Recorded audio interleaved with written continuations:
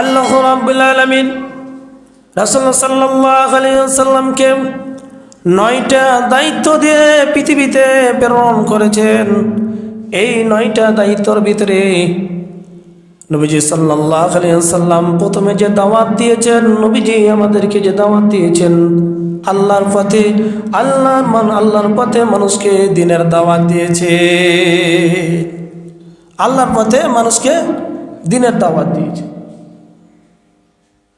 তো আল্লাহর পথে নবীজি সাল্লাল্লাহু আলাইহি ওয়াসাল্লাম দ্বীনের দাওয়াত দিয়েছেন। নবীজি সাল্লাল্লাহু আলাইহি ওয়াসাল্লাম যখন নবুয়ত লাভ করলেন, নবুয়ত লাভ করার পরে চাচা আবু তালেবকে দাওয়াত দিলেন, চাচা আমি তো নবী, শেষ নবী, আমি আল্লাহর নবী, সুতরাং আপনি দাওয়াত কবুল করেন। নবীজি সাল্লাল্লাহু আলাইহি ওয়াসাল্লাম যখন আবু তালেবকে দাওয়াত দিলেন, আবু তালেব তখন বলল যে ভাতিজা, এই দাওয়াতের জন্য তো আমার 2 ছেলে আলী রাদিয়াল্লাহু তাআলা আনহু এবং আমার আরেক ছেলে হচ্ছে জাফর রাদিয়াল্লাহু তাআলা আনহুকে তোমার হাতে উঠিয়ে দিয়েছি। সুতরাং তুমি আমাকে দাওয়াতের জন্য পিড়াপিড়ি করো না, আমাকে দাওয়াতের জন্য পিড়াপিড়ি করো না, আমার 2 ছেলে দিয়ে দিয়েছি।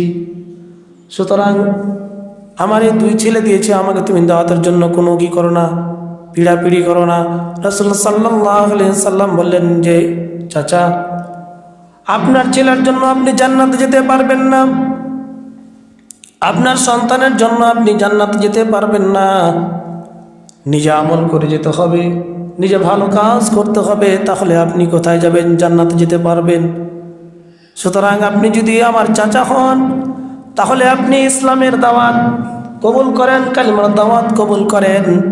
আপনি যদি কালিমার দাওয়াত কবুল করতে পারেন, আল্লাহ রাব্বুল আলামিন আপনাকে জান্নাত দান করবে। আল্লাহ আপনাকে কি করবে?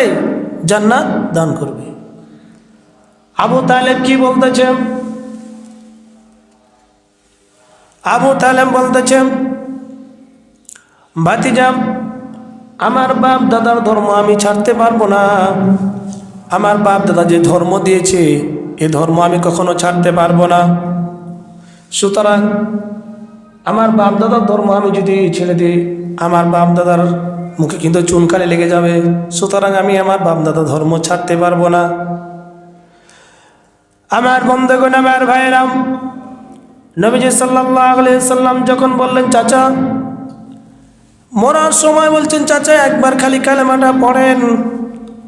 আমি আল্লাহ রাব্বুল আলামিনকে বলছি আমার চাচা কালেমা পড়েছে, সুতরাং আপনি একবার খালি কালেমা একবার খালি পড়েন। আবু তালেব বলছে আমি কালেমা পড়তে পারবো না, আমার বাপদাদার ধর্ম আমি ছাড়তে পারবো না। এখনো দেখবেন কিছু মানুষ যে আল্লাহর পথে এসো, নবীর পথে এসো, তখন বলে না আমি আসতে পারবো না, আমি যে দলকে মানি এ দল আমি কখনো ছাড়তে পারবো না। তো এখনো যারা বাপদাদার ধর্ম, বাপদাদা যে দল করতেছে ও দলই করবো, আমি ইসলামের পথে আসতে পারবো না। আমার বন্ধুগণ, আমার ভাইয়েরা, এই জন্য আল্লাহ রাব্বুল আলামিন কোরআন কারীমের মধ্যে বলেন, যখন আবু তালেবকে পিড়াপিড়ি করলেন তখন আল্লাহ রাব্বুল আলামিন কি করলেন? আল্লাহ রাব্বুল আলামিন কোরআনে আয়াত নাজিল করে দিলেন, ইন্নাকা লাতাহদি মান আহবাবতা ওয়ালাকিন্নাল্লাহা ইয়াহদি মান ইয়াশা। আল্লাহ রাব্বুল আলামিন বলেন, হে নবী, আপনি যাকে ভালোবাসেন তাকে আপনি দাওয়াত হিদায়াত দিতে পারবেন না। আপনি যাকে ভালোবাসেন, মোহাম্মত করেন, তাকে আপনি হিদায়াতের কি দিতে পারবেন না, হিদায়াত দিতে পারবেন না। আমি আল্লাহ রাব্বুল আলামিন যাকে ভালোবাসি, যাকে হিদায়াত দিব, আমি তাকে হিদায়াত দিয়ে দিব। আমি যাকে হিদায়াত দেব সে হিদায়াত পাবে, আপনি কিন্তু হিদায়াত দিতে পারবেন না। আমার বন্ধুগণ, আমার ভাইরা, আল্লাহ রাব্বুল আলামিন আবু তালেবের দাওয়াত কিন্তু নসিবে ছিল, কিন্তু হিদায়াত কিন্তু নসিবে ছিল না। এই জন্য দাওয়াত দিতে হবে আল্লাহর পথে, আল্লাহর দিনের পথে। মানুষ আমরা কি করবো? মানুষকে দাওয়াত দিব। নবীজি দাওয়াত দিয়েছেন, আমরাও দাওয়াত দিব। আল্লাহ রাব্বুল আলামিন বলেন সূরা হামিম সিজদার 33 নম্বর আয়াতে আল্লাহ রাব্বুল আলামিন বলেন, وَمَنْ أَحْسَنُ قَوْلًا مِّمَّنْ دَعَا إِلَى اللَّهِ وَعَمِلَ صَالِحًا وَقَالَ إِنَّنِي مِنَ الْمُسْلِمِينَ। আল্লাহ রাব্বুল আলামিন বলেন, ওই ব্যক্তির কথার চেয়ে কার কথা উত্তম হতে পারে? ওই ব্যক্তির কথার চেয়ে কার কথা উত্তম হতে পারে যে মানুষকে আল্লাহর দিকে ডাকে আর সে নিজে ভালো আমল করে, সৎ আমল করে, এবং সে নিজে বলে যে আমি একজন মুসলমান। ওই ব্যক্তির কথার চেয়ে আর কার কথা উত্তম হতে পারে যে মানুষকে আল্লাহর পথে ডাকে আর নিজে আমল করে আর বলে যে আমি একজন মুসলমান। পরিচয় দেয় না যে আমি একজন বাঙালি, এই পরিচয় দেয় না, বলেন যে আমি একজন মুসলমান। এখনো কিছু মানুষ দেখবেন যে ভাই আপনি কি? আমি একজন বাঙালি। বাঙালি পরিচয় নয়, বাঙালি নয়, আমরা মুসলমান সকলে। যে যা করছে, যে দল করছে করুক গা, কিন্তু আমাদের পরিচয় কি? মুসলমান। আমাদের পরিচয় হলো মুসলমান। এই জন্য আল্লাহ রাব্বুল আলামিন,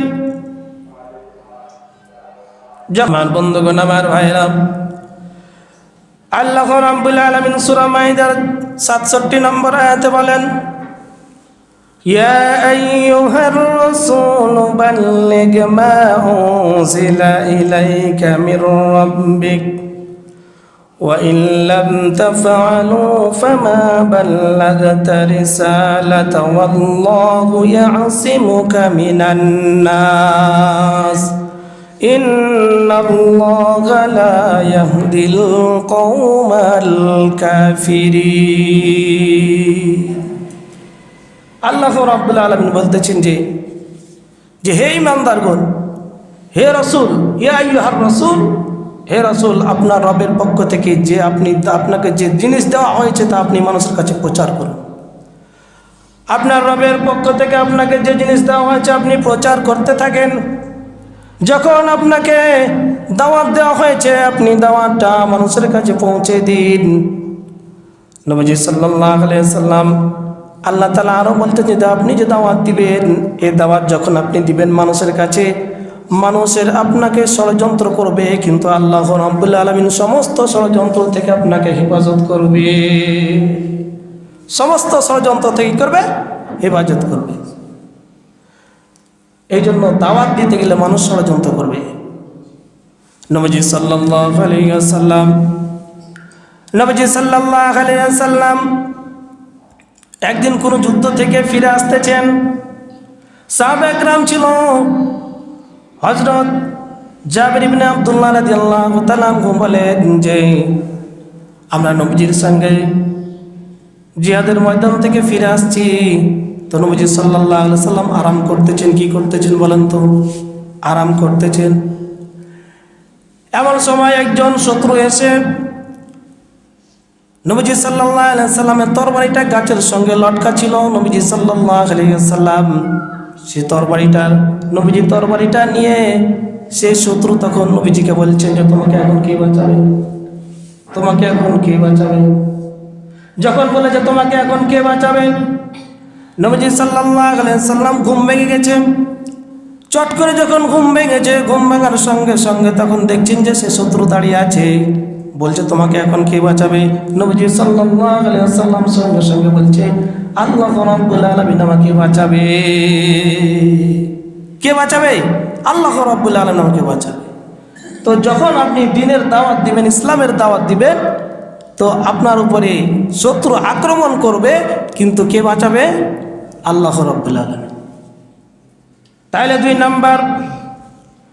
নাম্বার হলো যে আল্লাহ রাব্বুল আলামিনের দাওয়াত দিতে গেলে আপনার উপরে শত্রু আক্রমণ করতে পারে, কিন্তু আল্লাহ রাব্বুল আলামিন আমাকে কি করবে? বাঁচিয়ে দিবে।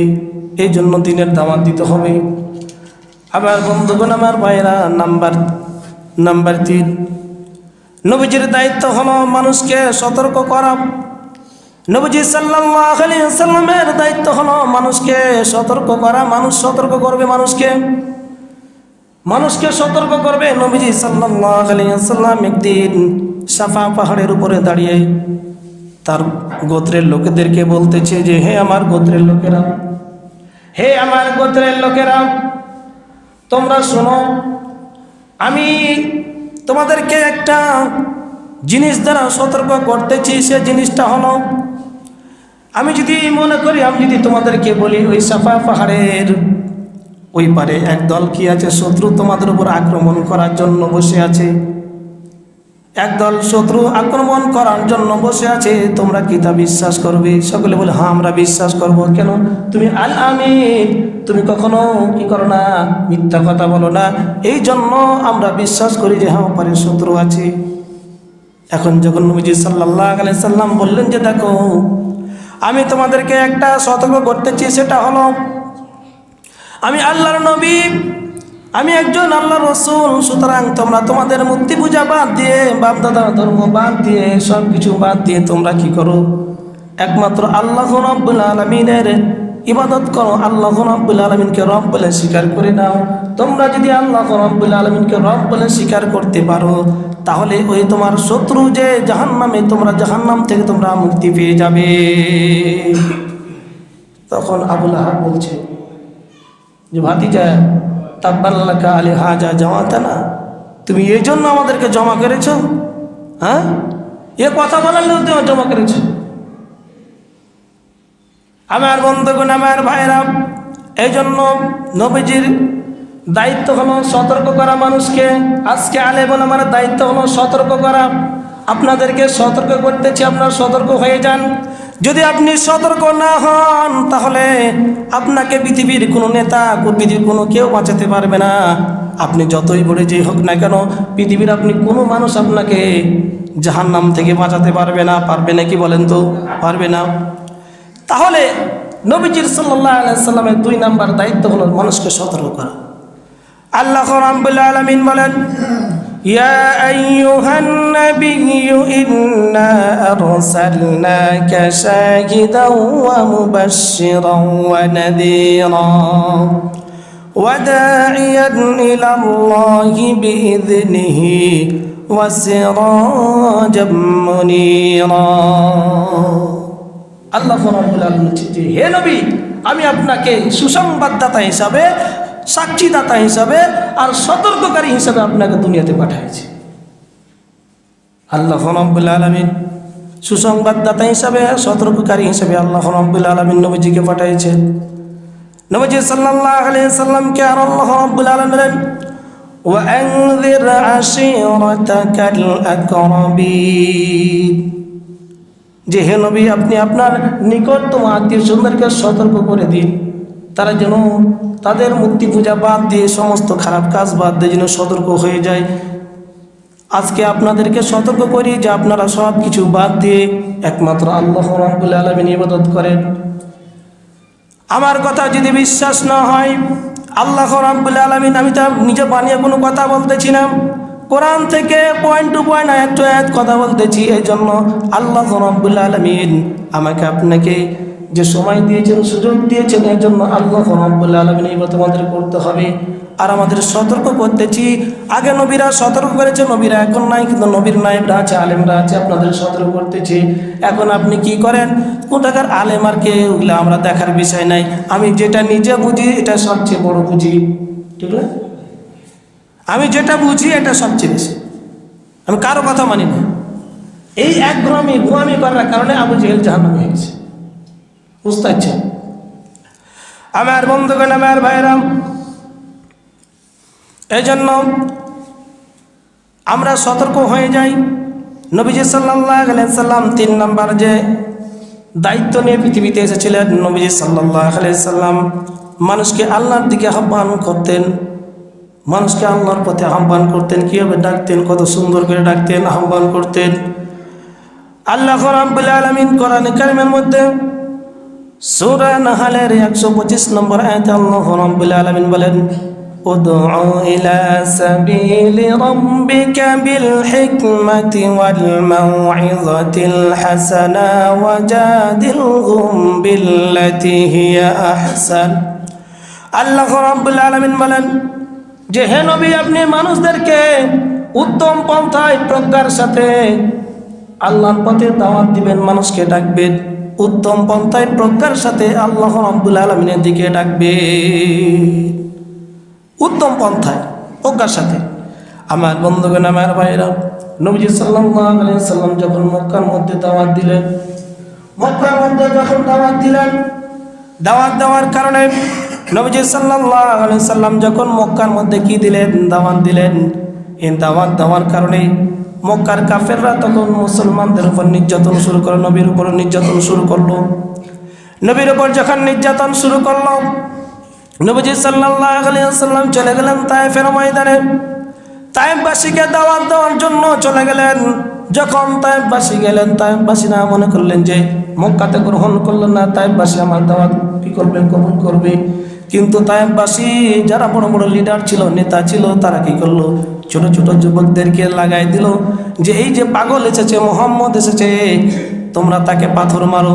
নবীজি সাল্লাল্লাহু আলাইহি ওয়াসাল্লামকে তায়েফবাসীর যুবকরা যখন ছোট ছোট চোকা চোকা পাথরগুলো মারা আরম্ভ করলো, নবীজির শরীর থেকে রক্ত ঝরা শুরু করলো। রক্ত ঝরতে ঝরতে আমার বন্ধুগণ জুতা পাইতে ছিল, খরমের জুতা ছিল, জুতাগুলো রক্তের জমাট লেগে গেল। নবীজি সাল্লাল্লাহু আলাইহি ওয়াসাল্লাম বেহুশ হয়ে পড়ে যায়। নবীজি সাল্লাল্লাহু আলাইহি ওয়াসাল্লাম বেহুশ হয়ে যখন পড়ে যায়, আবার তারা উঠে আবার মারে, এইভাবে পাথর মারতে মারতে নবীজি সাল্লাল্লাহু আলাইহি ওয়াসাল্লাম অজ্ঞান হয়ে গেল।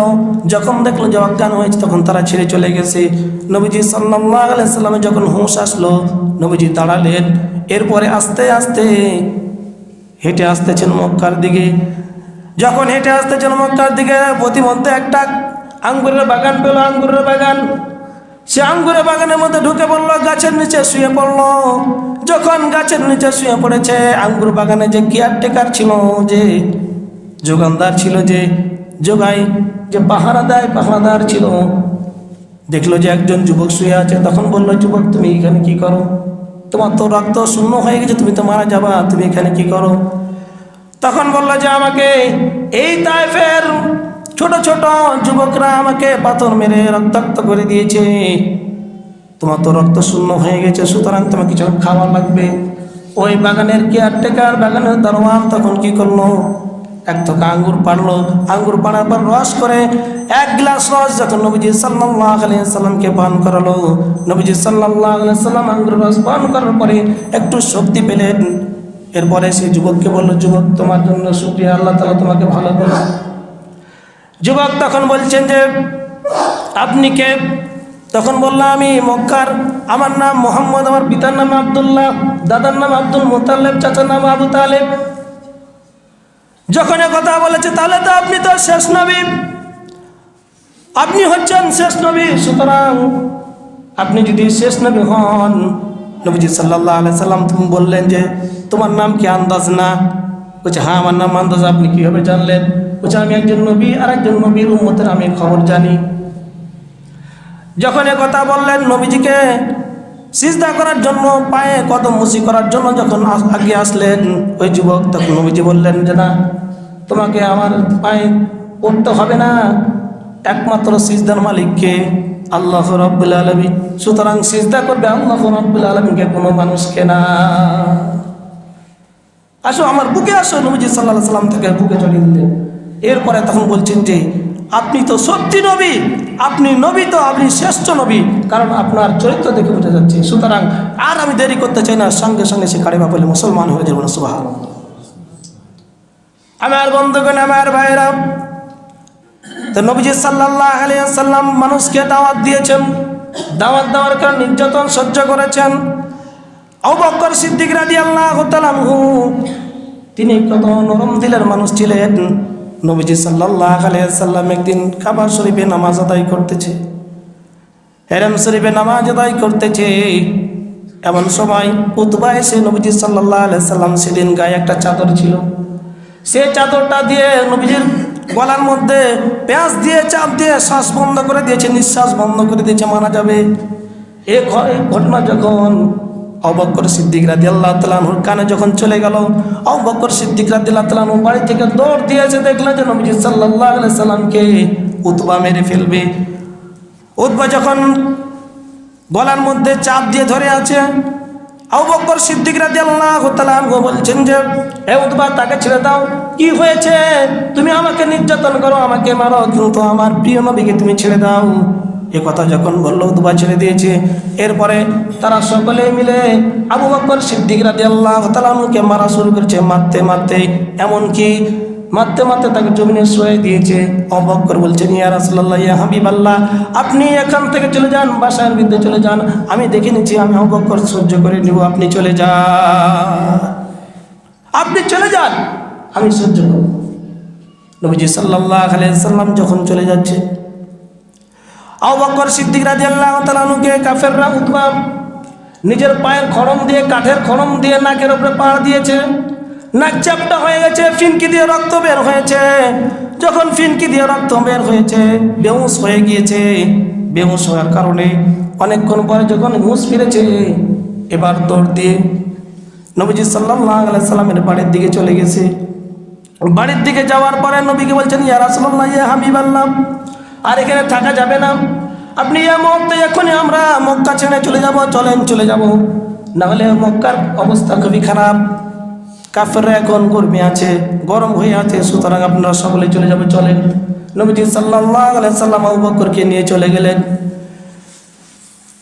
মরুভূমির ভিতরে হাঁটতে হাঁটতে বহু দূর চলে গেছেন। যাওয়ার পরে দেখলেন যে কোনো খাবার নাই, অনেক ক্ষুধা লেগেছে, কি খাবে? সন্ধ্যা লেগে যাচ্ছে, কি খাবে?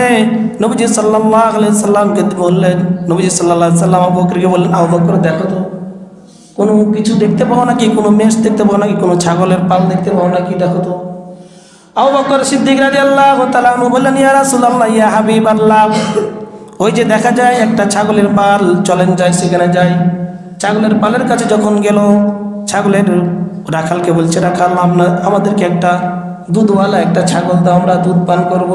তখন সে রাখাল বলতেছেন যে আমি তো ছাগলের মালিক না, ছাগলের মালিক আরেকজন, আমি হচ্ছে রাখাল, আমি হচ্ছি রাখাল, আমি ছাগলের মালিক না, আমি দিতে পারবো না, আর মালিকের অনুমতি নাই।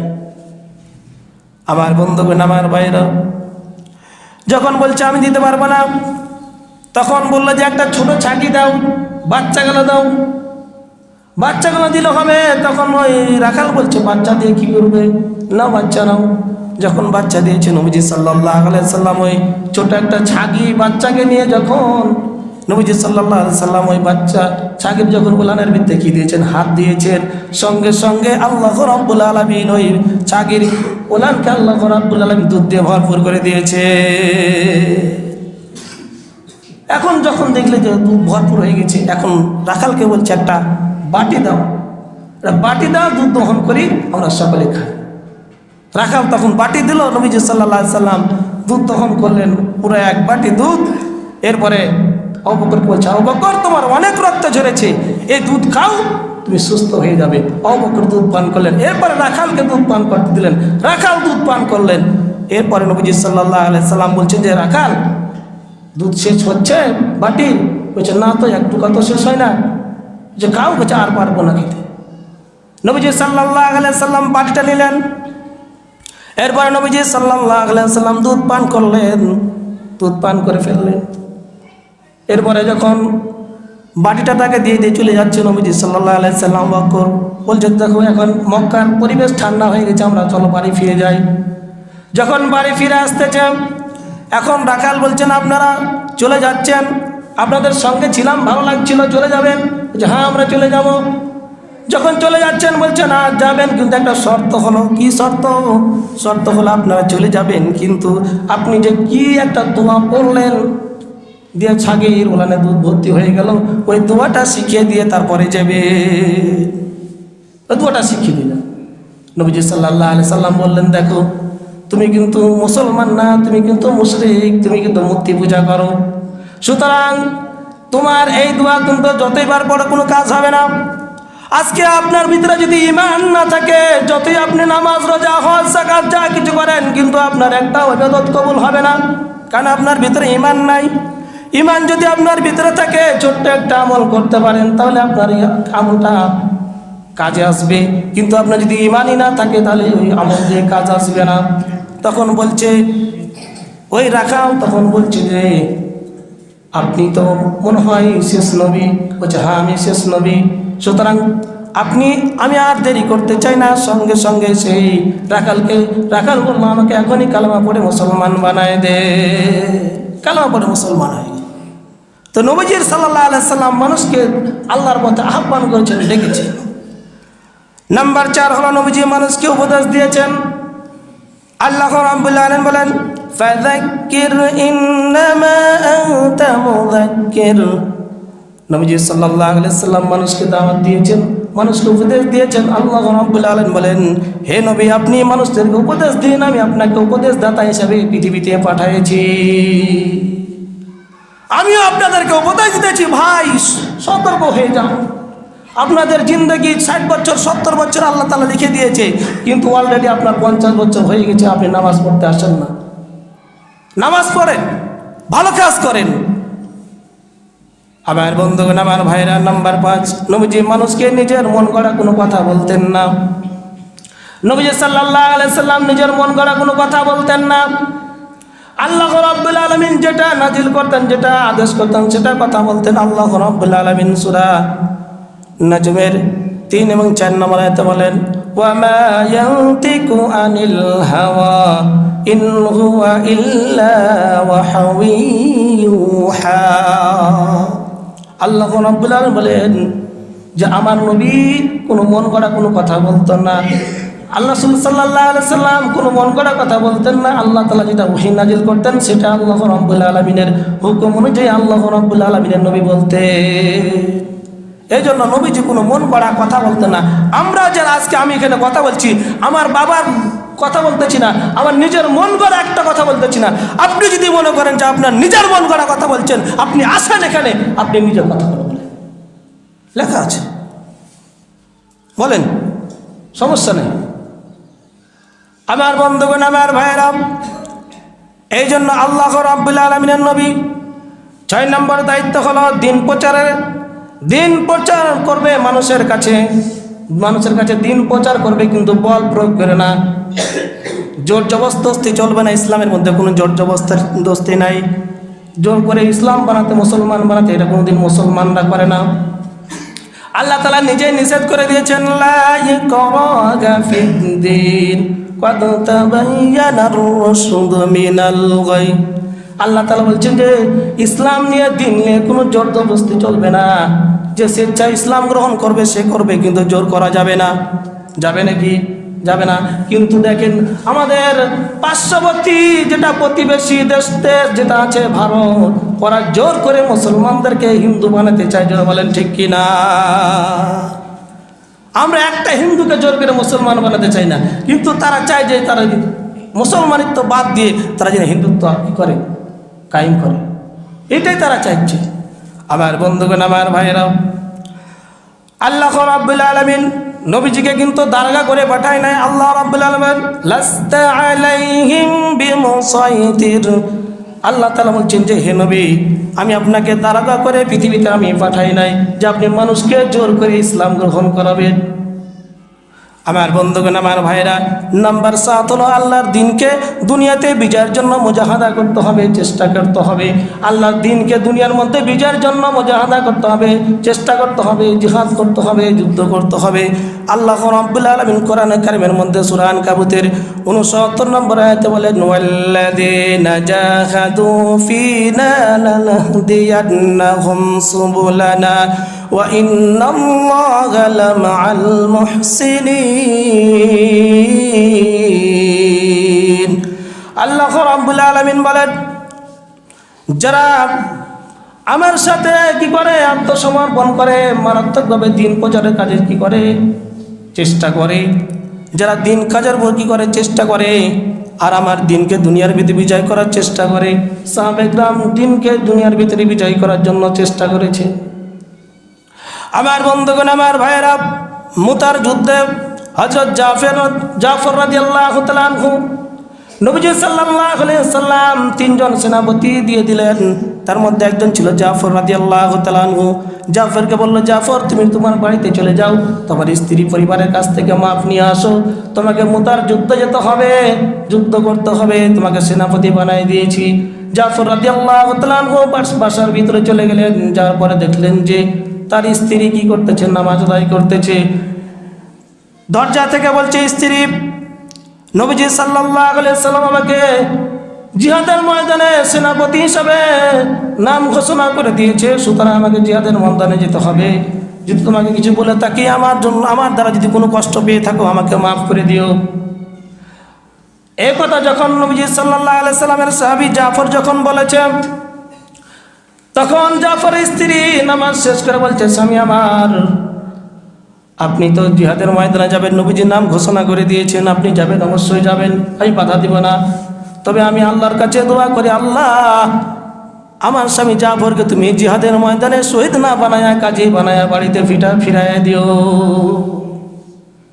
জাফর রাদিয়াল্লাহু তাআলা আনহু তখন তার মাজার ভিতরে তরবারি ছিল, তরবারিটা বের করে এরপরে তার স্ত্রীর হাতের উপরে আঘাত করলো হালকা উল্টা দিকে। এরপরে জাফর রাদিয়াল্লাহু তাআলা আনহু বলছেন যে, বিবি, তুমি যে আল্লাহর কাছে যে দোয়া করতেছ, কিন্তু আমি তোমার হাতে যে আঘাত করলাম, তোমার হাতটা কেটেছে, কি করছে, না কাটেনি, কেন কাটেনি, করছে উল্টা মনে আঘাত করেছে, এই জন্য কাটেনি।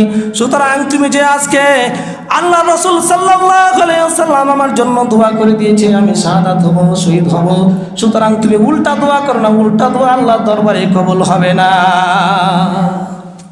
তোমাকে যে উল্টা মানে আমি তরবারি দিয়েছি, কাটেনি, তুমি যে উল্টা দোয়া করতেছো, কিন্তু এই উল্টা দোয়া কবুল হবে না। যেহেতু নবীজি সাল্লাল্লাহু আলাইহি সাল্লাম আমার নাম 2 নম্বরে ঘোষণা করে দিয়েছে, আমার পর আগে একজন আছে, পরে একজন আছে, আমি শহীদ হবই হব, সুতরাং আর কেউ আমাকে রাখতে পারবে না। জাফর রাদিয়াল্লাহু তাআলা আনহু চলে যাচ্ছেন। ছোট ছোট বাচ্চাগুলো, 5 বছর 6 বছরের বাচ্চাগুলো আব্বু আব্বু বলে পিছন দিক থেকে ডাকে, কিন্তু কিতাবের মধ্যে লিখতেছে, আমার বন্ধুগণ, ওই জাফর রাদিয়াল্লাহু তাআলা আনহু পিছন দিকে ফিরে তাকায় না। তারা দ্বীনের জন্য, ইসলামের জন্য জিহাদের ময়দানে শহীদ হয়ে গেছে।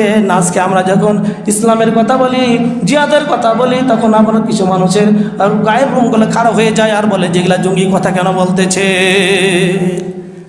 তাহলে নবীজি সাল্লাল্লাহু আলাইহি সাল্লামের 7 নম্বর দায়িত্ব ছিল যে দিনে আল্লাহর দিনকে দুনিয়ার ভিতরে বিজয় করো, আল্লাহর দিনকে দুনিয়ার ভিতরে বিজয় করার জন্য। আজকে আমাদের কাজ হলো, যারা আমরা উম্মত মুসলমান মনে করি, আমরা মুসলমানদের দাবি করি, আমাদের কাজ হলো দুনিয়ার ভিতরে ইসলাম বিজয় করা। আমার বন্ধুগণ, আমার ভাইরা, নাম্বার 8 হলো মানব জাতিকে মুক্তির দিশা দেখানোর জন্য রাসূল সাল্লাল্লাহু আলাইহি সাল্লাম পৃথিবীতে এসেছিলেন। মানুষকে মুক্তির দিশা দেখার জন্য, সঠিক পথ দেখার জন্য নবীজি দুনিয়াতে এসেছিলেন। আল্লাহ রাব্বুল আলামিন সূরার 52 নম্বর আয়াতে আল্লাহ রাব্বুল আলামিন বলেন, ওয়া ইন্নাকা লাতাহদি ইলা সিরাতিম মুস্তাকিম। আল্লাহ রাব্বুল আলামিন বলেন যে, হে নবী, আপনি তো মানুষকে অবশ্যই সরল সঠিক পথ দেখাবেন। আজকে আমাদেরকে বলা হয় যে সরল সোজা পথে চলেন, বেঁকা পথে চলেন না। খারাপ পথ মানে বেঁকা পথ, অন্যায়ের পথ মানে বেঁকা পথ, আর সোজা পথ মানে যে আল্লাহর ইসলামের পথ, যেটা কোরআনের পথ, যেটা হাদিসের পথ, সেটা হলো সোজা পথ। আর যেটা বেঁকা পথ, যেটা গুনার পথ, এটা হচ্ছে বেঁকা পথ। কিন্তু আমরা বেঁকা পথে চলতে রাজি, কিন্তু সোজা পথে তো চলতে রাজি নয়। আল্লাহ তাআলা বলছে, কত বেঁকা হতে পারো, যখন ধরবো তখন আর ছাড়া যাবে না। নাম্বার 9 হলো নবীজি সাল্লাল্লাহু আলাইহি সাল্লাম। আল্লাহ রাব্বুল আলামিন নবীজিকে পৃথিবীর জন্য রহমত করে পাঠাইছেন। আল্লাহ রাব্বুল আলামিন বলেন, ওয়া মা আরসালনাকা ইল্লা রাহমাতাল লিল আলামিন। যে হে নবী, আমি আপনাকে পুরা পৃথিবীর মানুষের জন্য রহমত করে পাঠাইছি, পুরা পৃথিবীর জন্য রহমত করে পাঠাইছি। এখানে আল্লাহ রাব্বুল আলামিন শব্দ দিয়ে খেয়াল করে, রহমাতাল লিল আলামিন, রব্বিল আলামিন। রব্বিল আলামিন সারা জাহানের প্রতিপালক, আর রহমাতাল লিল আলামিন সারা জাহানের হচ্ছে রহমত হিসেবে আল্লাহ রাব্বুল আলামিন নবীজিকে পাঠাইছে। এখানে কোনো নির্দিষ্ট করে দেয়নি যে খালি মুসলমানদের জন্য রহমত, কাফেরদের জন্য রহমত না, প্রত্যেকটা মানুষের জন্য, গাছ মাছ যত যা আছে, পশু পাখি, সকলের জন্য রহমত করে আল্লাহ রাব্বুল আলামিন নবীকে পাঠাইছে। বুঝতে পারছেন? এই 9টা দায়িত্ব দিয়ে আল্লাহ রাব্বুল আলামিন নবীকে পাঠিয়েছে। তাহলে এই পর্যন্ত নবীজি সাল্লাল্লাহু আলাইহি সাল্লামের আমরা 9টা দায়িত্ব শুনতে পারলাম, যে নবীজি সাল্লাল্লাহু আলাইহি সাল্লাম আমাদেরকে এমন সঠিক পথ দেখাচ্ছেন যে পথ দেখলে আমরা জান্নাত পাব। আমার বন্ধুগণ, আমার ভাইরাও, এই জন্য আমরা আজকে সোজা পথে চলতে চাই, বাঁকা পথে চলতে চাই না। আমরা সোজা পথে চলতে চাই, বাঁকা পথে চলতে চাই না। এই জন্য আমরা সোজা পথে যদি আমরা চলতে পারি, আল্লাহ রাব্বুল আলামিন আমাদেরকে সোজা পথে কোথায় যাবে? জান্নাতে যাবে। আর যদি বাঁকা পথে চলি, বাঁকা পথে আমাদের কোথায়? জাহান্নামে নিয়ে যাবে। আমার বন্ধুগণ, এই জন্য আজকে আমরা মুসলমান, কিন্তু এক মুসলমান আর এক মুসলমানকে দেখতে পারি না, একজন আরেকজনকে ভালোবাসি না, একজন আরেকজনের সঙ্গে কথা বলে না। এরকম মুসলমান আছে না নাই? আমরা মুসলমান, কিন্তু একজন আরেকজন মুসলমানের সাথে কথা বলতে পারি না। সামান্য একটু ঝগড়া হয়েছে, একজন আরেকজনের সাথে কথা বলি না। সামান্য একটু কি হয়েছে, ঝগড়া হয়েছে, আরেকজনের সাথে মাসকে মাস, বছরকে বছর আমরা কথা বলি না। তাহলে এই যদি অবস্থা হয়, তাহলে আজ কাফের মুশরিকরা আমাদেরকে লাঠি দিয়ে গড়াচ্ছে, পুরো পৃথিবীর ভিতরে লাঠি দিয়ে গড়াচ্ছে। এই কারণে যে আমাদের মধ্যে মিল নাই, ভাইয়ের মধ্যে ভাইয়ের মিল নাই, চাচার সঙ্গে চাচার মিল নাই, ভাতির সঙ্গে চাচার মিল নাই, পাড়া প্রতিবেশীর সঙ্গে মিল নাই। কে আওয়ামী লীগ করে, কে বিএনপি করে, কে জামাত ইসলাম করে, কে জাসদ করে, কে বাসদ করে, প্রত্যেকে দল করছে, অমুককে দেখতে পারি না। কি জন্য ভাই? প্রত্যেকে আমাদের পরিচয় হচ্ছে মুসলমান, বাঙালি না। আমাদের পরিচয় হচ্ছে মুসলমান। প্রত্যেকটা মুসলমান ভাই ভাইয়ের মতো। আল মুসলিম ও আখুল মুসলিম, এক মুসলমান আরেক মুসলমান ভাই ভাই। নবীজি নিজে বলছেন যে আল মুসলিম ও আখুল মুসলিম, একজন মুসলমান আরেকজন মুসলমান ভাই ভাই।